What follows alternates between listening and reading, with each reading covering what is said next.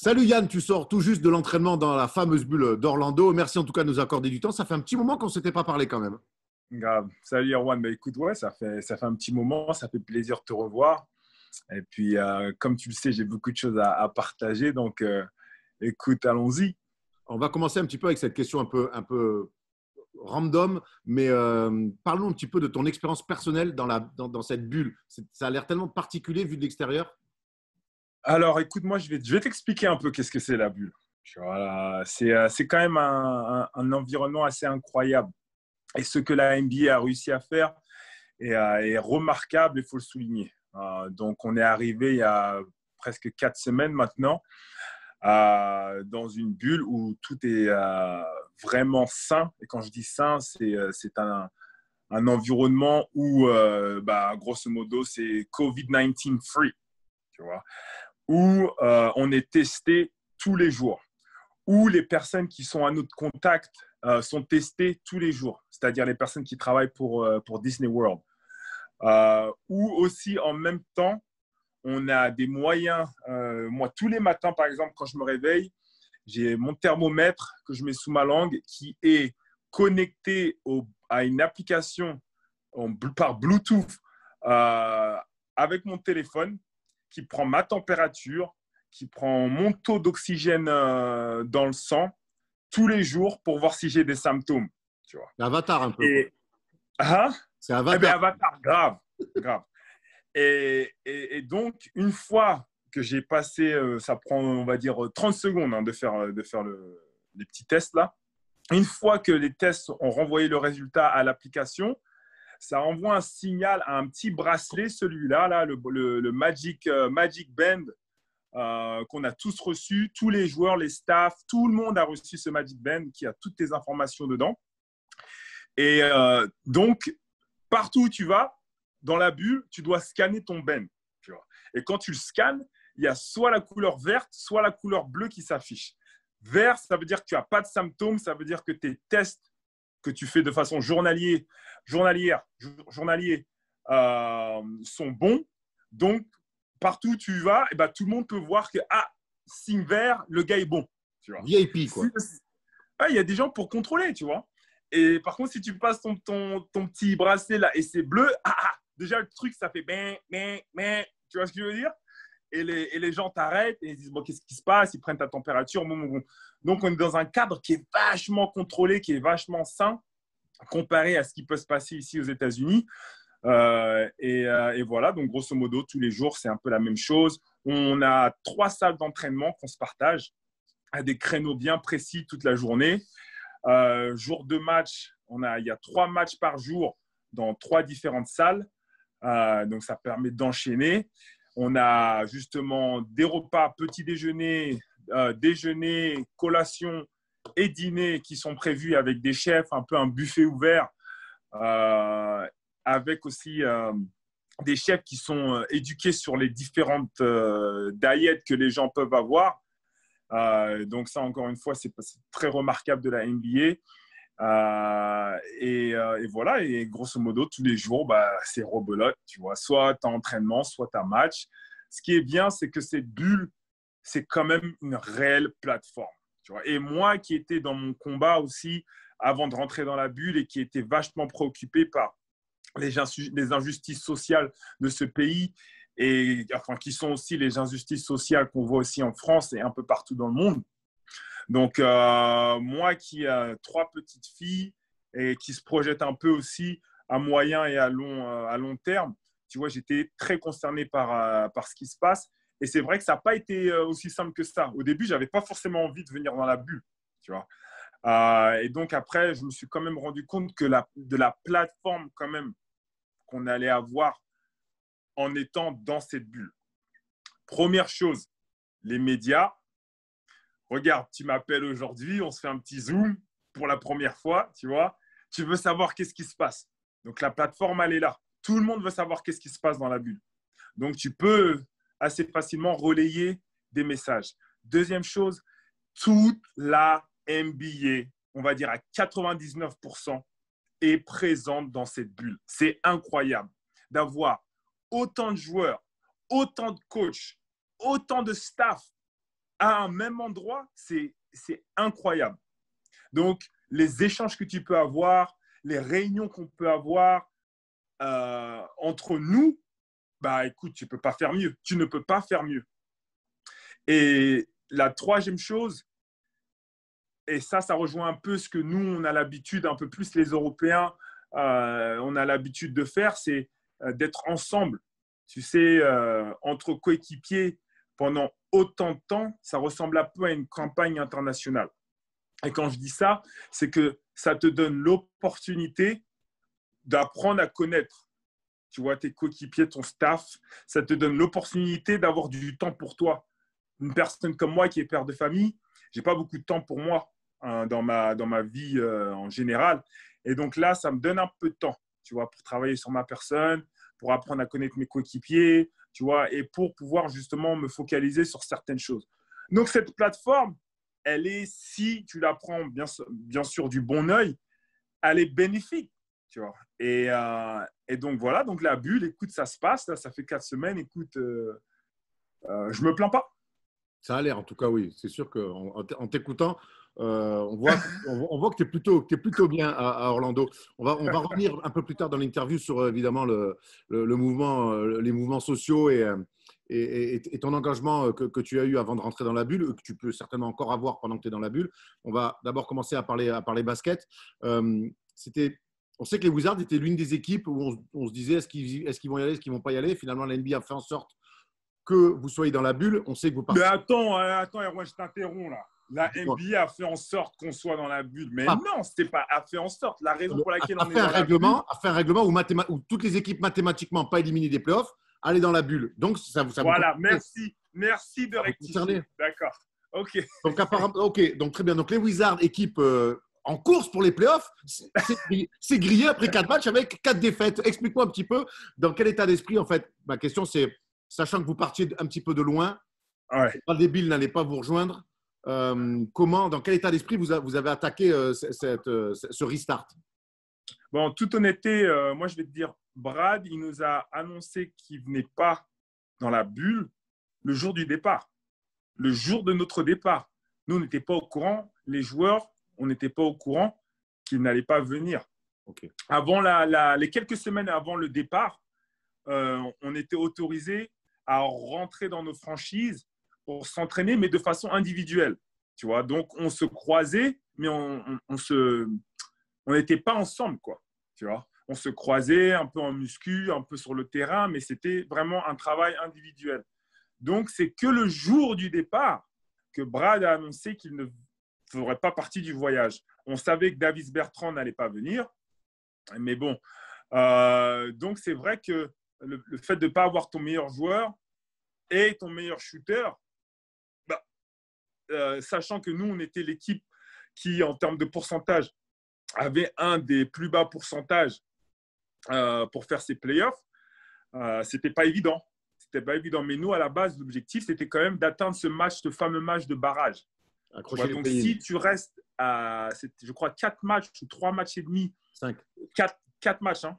C'est 5 d'écart. Si tu arrives à garder 4 entre le 8 et le 9.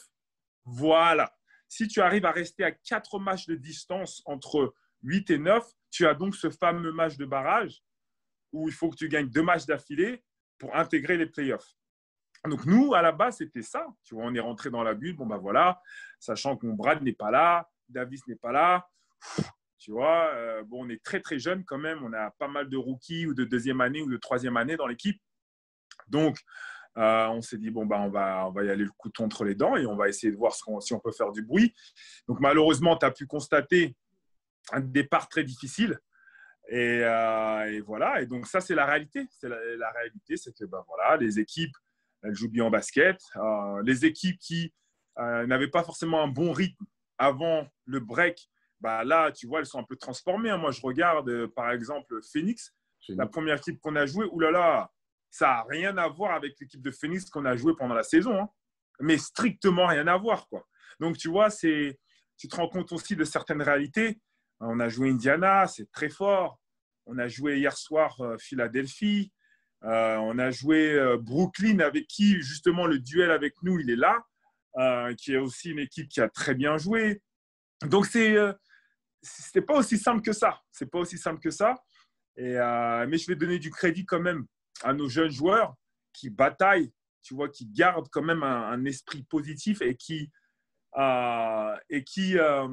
mine de rien, prennent ces matchs pour un réel tremplin et pour une réelle expérience, tu vois, de basket de haut niveau. Parce que le basket, je ne sais pas le rendu que ça a à la télé, mais le basket qu'on pratique, c'est du basket de haut niveau. On est au mois d'août. C'est ce qu'on ressent. Le premier Clippers-Lakers avait été un peu moyen, mais dès le jour numéro 2, là, après une semaine, on a retrouvé quand même du basket de très très haut niveau, je te confirme, devant notre télé. Ouais. Donc nous, tu vois, c'est très bénéfique parce que de jouer ce genre de basket, si tu n'es pas en équipe nationale, à jouer, à préparer une compétition internationale ou un truc comme ça, bah, au mois d'août, tu es en vacances. Hein. Tu es en vacances, tu ne fais pas grand-chose. Donc là, d'avoir cette opportunité où il y a quand même pas mal d'équipes, hein. Il y a 8 ou 9 équipes, 8 équipes qui sont quand même à la maison, tu vois, qui regardent. Donc d'avoir cette opportunité de jouer un basket de haut niveau, je pense que ces jeunes en prennent conscience et essayent de faire au mieux pour progresser. Donc écoute, pour l'instant, c'est assez bénéfique.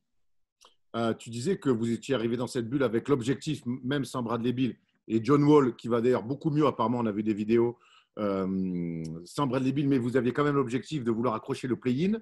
Tu dis que vous étiez jeune, que vous manquiez de leader.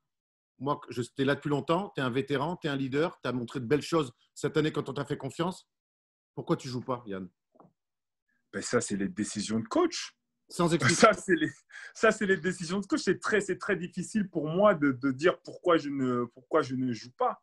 Moi, je suis arrivé dans cette bulle. Je suis in shape, je me sens bien, je n'ai pas de pépins physiques. Tu vois, donc moi, mon approche par rapport à tous les matchs est toujours la même. Que je joue, que je ne joue pas, tu vois, c'est d'être prêt et de pouvoir compete à un niveau très haut. Donc, moi, je me suis préparé tout le long du lockdown. Après, au moment où les franchises nous ont autorisé à revenir dans la salle, je me suis préparé avec les coachs.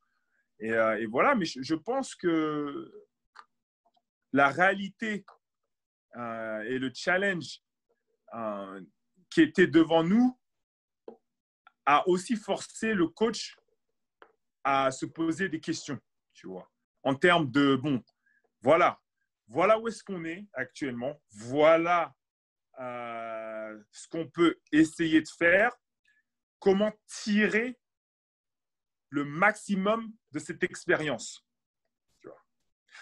Donc, après, moi, je ne peux pas te dire exactement ces calculs, tu vois. Mais ce que moi, je peux comprendre, c'est que, OK, si c'est vraiment, on va dire, c'est vraiment se rallonger le bras, tu vois, d'atteindre ce match des barrages.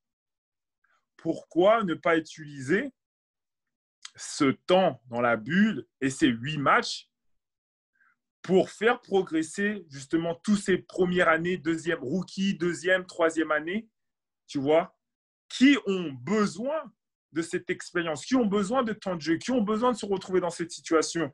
Et aussi, ça va donner peut-être, je dis après, ça c'est mon raisonnement, c'est aussi peut-être l'opportunité de voir ce que tu as chez certains joueurs qu'on a très peu vus cette année, tu vois. Alors que toi, je pense que ton coach, il connaît tes qualités, quoi. Voilà, moi je pense qu'après 13 ans dans la ligue, si tu ne sais pas ce que je suis capable d'apporter pour ton équipe, bon bah, faut changer de métier. Je pense que tu ne le sauras jamais, quoi. Tu vois. Donc voilà un peu mon. Ouais. Ton ressenti. Est-ce que le fait que tu sois en fin de contrat, ça puisse jouer dans la balance? Ah non, je pense pas. Je pense pas parce que moi, ma situation, elle est quand même assez différente où, tu vois, je suis quand même un vétéran dans cette ligue. Je fais un peu les mêmes choses, tu vois, depuis pas mal d'années, si ce n'est rajouter un petit peu plus d'armes, tu vois, à mon game année après année, année après année. Donc, je ne pense pas que les intentions sont malveillantes. Tu vois, je pense que c'est plus une décision qui est purement et strictement business. Justement, il n'empêche, c'est un fait, tu es en fin de contrat cet été. Comment tu vois la suite? Tu as envie de rester à Washington? Est-ce que, justement, en tant que vétéran, tu n'as pas envie de... Vas-y. Ouais, moi tu vois, j'ai envie de me laisser un peu de temps, tu vois, avant de parler de l'année prochaine. J'ai envie de ne pas être une distraction actuellement par rapport à ce qui peut se passer l'année prochaine à la free agency. Euh, donc, par rapport à ça, tu vois, je te répondrai un peu plus tard. Tu Très bien. vois, j'ai des idées bien en place sur ce que j'aimerais faire, mais je pense que c'est un peu trop tôt pour en Chaque chose parler. en son temps. Exactement. Mais bon, tu comprends, tu me connais, tu nous connais. Bien Sur sûr. Team, on C'est se devait te normal. poser la question. C'est normal. C'est Mais ça normal. sera l'occasion que tu viennes dans les bureaux à Paris pour nous expliquer ça. On va laisser un petit peu le basket de côté et je voudrais aussi Ok. qu'on aborde quelque chose qui te tient énormément à cœur. On en a parlé un petit peu en début d'interview, c'est tout ce mouvement autour des injustices sociales aux États-Unis. Et je sais que toi, tu as fait pas mal de choses. Tu t'es notamment rendu à Dallas où tu as toqué chez Bouna pour savoir si tu pouvais dormir chez lui parce que tu avais besoin d'être là. Explique-moi un petit peu, toi, comment tu as vécu ce mouvement social important aux États-Unis. Mais écoute, c'est, moi, tu vois, ce mouvement social, comme tu le dis, tu parles du Black Lives Matter, hein? Tout à fait. C'est ça le mouvement que tu parles. Et Pour tu moi, le c'est prononces bien pas, avec moi, donc pour moi, c'est pas un mouvement, tu vois. Pour moi, c'est vraiment pas un mouvement. Et et là, j'arrive peut-être à maturité où il y a quelques années, j'étais peut-être pas éveillé, assez éveillé par rapport à tout ce qui se passe aux États-Unis et un peu partout dans le monde par rapport à la lutte euh, des différentes classes sociales dans différents pays. Et c'est vrai que cette fois-ci, ça m'a mis, tout ce qui s'est passé m'a mis une grande claque en fait. Ça m'a mis une grande claque et tu vois, je regarde mes filles et ça passe pas, tu vois. Quand j'essaye de me propulser un peu dans le futur et, et de voir un peu dans quelles conditions mes filles vont grandir, c'est là où j'ai pris la plus grande claque en fait. Tu vois. Et je me suis dit, bon, là, ça suffit maintenant. Il faut que moi, Yann Maimi, apporte sa contribution à ce combat, qui est un combat noble et qui est un combat qui doit être mené intelligemment et envers les bonnes personnes. Tu vois, il ne faut pas que ça soit du lèse ou il ne faut pas que ça soit juste des paroles dans le vent. Tu vois. Donc c'est quelque chose qui a grandi en moi et qui est devenu vraiment quelque chose de personnel. Et donc, j'ai eu de fortes discussions, d'abord avec ma femme qui est, elle, n'est pas noire, qui est de base d'origine mexicaine, mais un peu plus loin indienne, tu vois. Donc, tu comprendras que l'histoire des Noirs et des Indiens est liée avec beaucoup de points d'ailleurs. Donc, on a beaucoup de similarités ensemble. Et donc, après discussion, tu vois, c'est vrai que moi, j'ai ressenti vraiment à l'intérieur de moi l'envie d'être active. Tu vois, il y a eu comme un ras-le-bol où je me suis dit, bon, ça suffit maintenant d'être toujours sur le siège du passager. Maintenant, je dois conduire la voiture. Tu vois. Et c'est là où je vais, je vais dire, j'ai basculé de passif à active, tu vois. Et je suis parti, oui, à Dallas parce que j'avais vraiment envie d'être dans la fournaise, tu vois. J'avais vraiment envie de voir qu'est-ce qui se passait, tu vois, l'énergie des gens, parce que c'est quelque chose à vivre. Tu sais, c'est très, j'ai envie de dire, je sais pas à distance, bon, peut-être toi, tu as assisté, enfin, tu as même vécu des manifestations sur Paris, parce que je sais qu'il y en a eu de nombreuses. Mais d'être dans une manifestation et de voir l'énergie et de voir vraiment la souffrance, la douleur des gens, tu vois, c'est quelque chose. C'est quelque chose. Et ce n'est pas des gens, c'est notre douleur à nous tous, tu vois. Et, et ça, ça véhicule certaines émotions qui sont très fortes. Donc, moi, je suis parti à Dallas, vivant à San Antonio, parce que justement, j'ai beaucoup d'amis à Dallas et j'ai aussi des connaissances qui sont activistes, euh, justement pour ce combat. Donc, je suis parti manifester dans les rues, vivre des moments très difficiles. Je suis resté d'ailleurs chez Bouna, mon agent. Cette nuit, on a dormi vraiment très peu.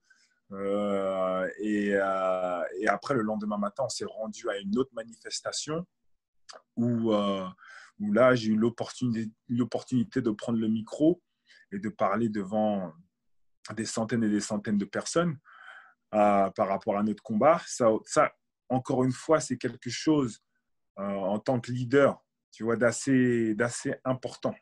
Tu vois, tu peux te proclamer leader, mais tu ne pourras jamais être un vrai leader avant de te mettre, tu vois, au service des gens, avant de donner tout ce que tu peux donner aux gens.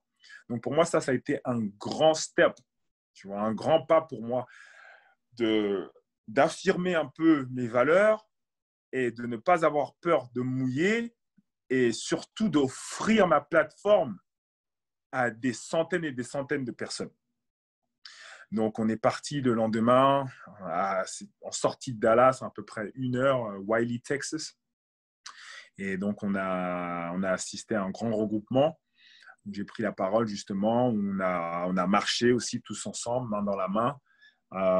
Et après, bon, j'ai pris la route du retour à San Antonio. C'est 4-5 heures de route, hein, San Antonio-Dallas. Donc, j'ai fait ça dans le week-end. Et ça, ce week-end a changé ma vision. Tu vois, ça a changé ma vision sur ce qui se passait aux États-Unis, sur ce que je voulais faire, sur le futur, etc. Donc, j'ai commencé à m'éduquer beaucoup plus, à lire beaucoup plus sur ces sujets. Et c'est vrai qu'à travers ma fondation, bon, on a commencé à poser pas mal d'actes en place. Tu vois, et à travers ma fondation, comme on en a discuté un petit peu en avant, on a toujours voulu mettre en avant des leaders et surtout des moyens d'élever notre communauté, ma communauté, surtout le plus haut possible. Et là, c'est vrai que ça fait exactement partie justement de ce que j'essaie de faire avec ma fondation.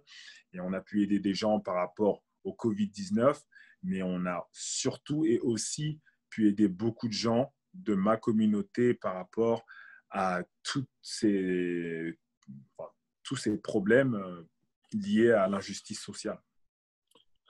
Tu t'es beaucoup impliqué, donc tu viens de nous l'expliquer brillamment d'ailleurs sur le Black Lives Matter, mais tu sais, je sais qu'aussi pendant le Covid et la crise qui a suivi pour certains entrepreneurs, tu leur es venu en aide. C'est un côté qu'on connaît assez, que certains connaissent peu chez toi, si on ne te connaît pas et qu'on se contente, et c'est normal hein, pour certains de regarder des matchs NBA, mais tu as un vrai côté social dans ce que tu fais à côté du basket. Ouais, ça a toujours été, on va dire, ma priorité. Hein, c'est de ne pas oublier d'où je viens et aussi comprendre que la plateforme que j'ai, elle est bien pour moi et ma famille, mais ça serait la gaspiller si de ne pas l'utiliser aussi pour le bien hein, de ma communauté. Donc c'est vrai que depuis toujours, hein, j'ai commencé avec mes petits camps. Il y a déjà même 12-13 ans de ça, où j'étais la première fois où j'ai parrainé un camp à Forges-les-Eaux, qui est juste à côté de Rouen, avec Coach Gomez. Tu vois, j'ai toujours eu l'attention, tu vois, de redonner un peu au basket et à ma communauté. Donc, ça a commencé tout petit avec des camps, des camps, des camps, des camps en France, des camps aux États-Unis, des camps en Afrique, au Bénin. On a beaucoup voyagé, que ce soit à l'île Maurice, en Afrique du Sud, au Bénin, au Maroc, en France, etc. Donc, moi, ça a toujours été quelque chose de très important. Et, et c'est vrai que je le fais de façon naturelle. Là, ce qui s'est passé avec le Covid, on s'est retrouvé dans une situation où on a tous vu quels étaient les jobs essentiels sur cette planète Terre. Tu vois. Je suis désolé hein, pour tous les frères basketteurs qui aiment le basket et qui pensent que oui, la Terre tourne autour de nous. Non, c'est faux. Quand les choses vont très, très mal, hein, qu'un pays va très, très mal et qu'un pays est très malade hein, d'une pandémie comme celle qu'on a connue ou qu'on vit encore en ce moment, on se rend compte des jobs qui sont essentiels. Quand tu restes chez toi et que tu es obligé de rester chez toi, tu te rends compte des jobs qui sont essentiels. Tu te rends compte du travail que certaines personnes ont à faire et qui ont peut-être jamais le crédit. Tu vois, on les montre jamais, on leur donne jamais le crédit qu'ils veulent. On les met de côté, c'est normal, mais ces gens-là, c'est ces gens-là qui sont essentiels dans la vie. Et moi, j'ai entrepris pas mal d'actions, que ce soit à travers des dîners. J'ai envoyé de la nourriture en dîner ou en déjeuner ou des petites viennoiseries pour les personnes qui travaillaient, justement. J'ai envoyé de l'argent aussi pour les maisons. Tu sais, aux États-Unis, les maisons pour nos petits vieux, nos parents, là, ils ont été énormément touchés par ce virus et beaucoup de vieilles personnes ont disparu malheureusement. Donc, j'ai aidé en beaucoup de ces maisons à m'assurer, de leur donner un peu d'argent pour qu'ils puissent s'assurer de rester sains. J'ai aussi aidé pas mal de business qui ont dû fermer leurs portes, justement dans ma communauté, et spécialement dans ma communauté, qui ont dû fermer leurs portes dû justement à l'obligation de stopper les commerces. Donc, de passer 3, 4, 5 mois sans ouvrir ton business, tu t'imagines bien que beaucoup de personnes n'ont pas pu payer les loyers et qu'il y a beaucoup de personnes qui ont dû mettre la clé sous la porte. Donc, j'ai envoyé pas mal aussi d'argent, et encore une fois, c'est mon argent personnel, vers ces business, hein, que ce soit quelques-uns à San Antonio, quelques-uns à Washington, qui font partie de ma communauté pour les aider justement à payer les factures, etc. Et donc, on a continué aussi les actions dernièrement, spécialement à DC, en aidant tous les business de ma communauté qui ont été affectés, numéro un, affectés par toute la casse qu'il y a pu y avoir, tu vois, à travers les manifestations, parce que oui, les gens sont en colère. Oui, ils cassent. Tu vois, moi, je ne suis pas pour le cassage, mais je comprends la colère. Donc, ce qu'on a fait, c'est que certains business, on leur a aidé à rembourser ce qui a été cassé. Et aussi, comme pour ce qui s'est passé auparavant, par rapport au paiement des factures et compagnie, on a aidé beaucoup de business à avoir un peu de cash pour pouvoir rembourser tout ça. Et je ne vais pas dire que c'est que mon argent à moi. J'ai été aussi aidé par notamment Justin Cérès, qui est un coach, un de mes amis d'enfance, qui est coach au Canada d'une université. Et quelques autres personnes qui m'ont aidé, qui ont envoyé un petit peu, qui ont fait quelques donations à ma fondation pour m'aider justement dans notre combat. Ben, bravo Yann, c'est bien d'avoir un petit peu ces explications parce que je pense vraiment qu'il y a beaucoup qui ne savent pas aussi que tu es très impliqué en dehors du terrain comme ça dans plein de combats sociaux. Et puis surtout, je me dis qu'on te souhaite une carrière encore longue, mais je suis vraiment pas inquiet le jour où tu t'arrêtes de jouer, de savoir comment tu vas t'occuper. Non, écoute, non, et merci encore une fois, mais on ne le fait pas pour ça, tu vois, on ne le fait pas Non, pour une exposition, on ne le fait pas pour que ça soit dit dans la presse. Moi, je ne fais pas de communiqué. Moi, j'essaie simplement de donner une plateforme, tu vois, et si les gens veulent aider, voilà, vous pouvez le faire à travers ma plateforme, tu vois. Peut-être ça peut aussi inspirer d'autres joueurs, tu vois, d'autres personnes à créer leur propre plateforme, tu vois. Moi, c'est vraiment dans cet esprit que je le fais. Je ne le fais pas pour avoir une médaille. Je ne le fais pas pour qu'on me dise, allez, Yann, c'est bien, mon grand, tu vois. Mais Yann, on se connaît assez. Maintenant, ça fait plusieurs fois que tu viens chez First Team. Tu sais très bien qu'on discute comme si on se croisait, autour d'un café. Donc voilà, bien sûr. il y avait pas de choses qui étaient spécialement prévues. Mais voilà, j'ai eu oui dire par Issa que tu avais fait des choses et j'avais envie d'en savoir plus. Voilà, et c'est bien aussi de savoir que nos joueurs français en NBA ne se contentent pas simplement d'être des basketteurs et que voilà, et c'est bien de le savoir et de comprendre un petit peu aussi la vie des basketteurs français. C'est vrai. C'est vrai parce que dans ce combat aussi, on est souvent perçu, surtout les athlètes de haut niveau, hein, que ce soit basketteur ou footballeur ou n'importe quoi. Les athlètes de haut niveau sont souvent perçus pour des personnes qui ne sont pas très forcément intelligentes ou pas très actives, tu vois, dans la société ou pas très éduquées, tu vois, sur certains sujets. Et ce n'est pas vrai. C'est pas vrai. Pour beaucoup d'entre nous, le sport et le job qu'on fait ne décrit vraiment pas la personne qu'on est. Donc, on est beaucoup plus intense, beaucoup plus dense, tu vois, beaucoup plus éduqué que certaines personnes pourraient le penser.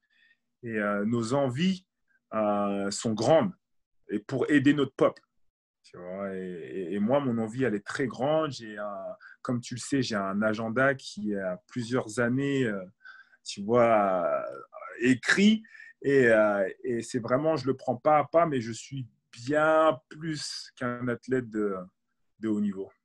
Bon, merci Yann, c'était encore, comme toujours, un vrai plaisir de discuter avec toi de basket et de plein de choses, à chaque Merci. fois.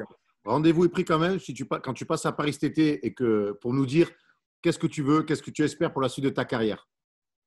Ça, sans problème, on fera ça probablement au mois de septembre. Eh ben, À parfait. moins retournement de situation, on gagne 4 matchs d'affilée, on match des barrages, premier tour des playoffs, on joue Milwaukee, on les tape. Grave. Et tu défends tu éteins Yanis, tu le limites à 8 points. Si on le limite déjà à 10, 11 points, ça suffira, tu Ça vois. suffira, je pense aussi. Et puis, tu fais jusqu'en finale NBA, tu gagnes MVP des finales, deuxième titre NBA. Bon, là, tu n'as même plus besoin de re-signer. Hein. Voilà, voilà. Yann, c'est tout ce qu'on te souhaite, en tout cas, de bien finir dans la bulle et on espère te voir sur le terrain surtout. Bah, écoute, ça, je ne peux pas te le promettre, mais écoute, on se reverra très vite et je passerai dans les bureaux avec grand plaisir. Merci Yann, à bientôt. Merci, Courage, à salut. bientôt. Ciao, ciao. Ciao, ciao.